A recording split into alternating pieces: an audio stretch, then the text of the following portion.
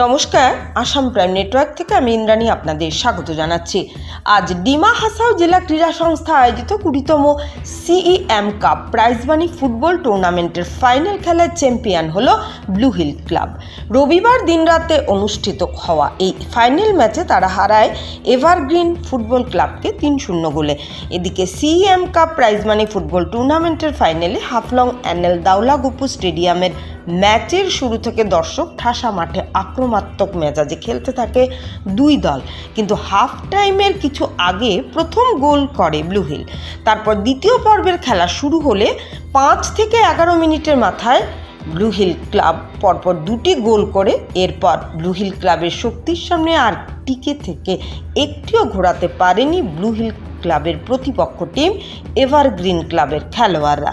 খেলা শেষে বিজয়ী দল ব্লু হিল দলকে ট্রফি সহ 4 লক্ষ টাকা, টুর্নামেন্টের runners up team evergreen football দলকে ট্রফি সহ 2 লক্ষ টাকা তুলে দেন ডিমা হাসাও স্বশাসিত পার্বত্য পরিষদের ইএম ধন পাইনন থাউসেন, পরিষদের চেয়ারম্যান মোহিত হোজাই সহ পরিষদের ইএম প্রভিতা জহুরি।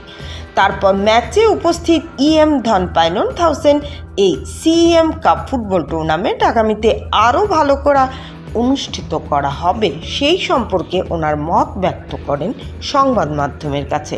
হাফলং থেকে মঙ্কু দাসের রিপোর্ট। तो उस समय और बीच का जो हम लोग का कार्यक्रम जो थोड़ा बहुत गैप हुआ था, लेकिन कहीं ना कहीं ये हम लोग के लिए सीखने को बहुत मौका मिला। और साथ में आज के समय में जो फुटबॉल का जो क्रेज चलता है, फुटबॉल खेलने से हम लोग का जो पर्सनल फिजिकल बेनिफिट जो है ही है, साथ में इसके साथ साथ हम लोग का जो नौजवान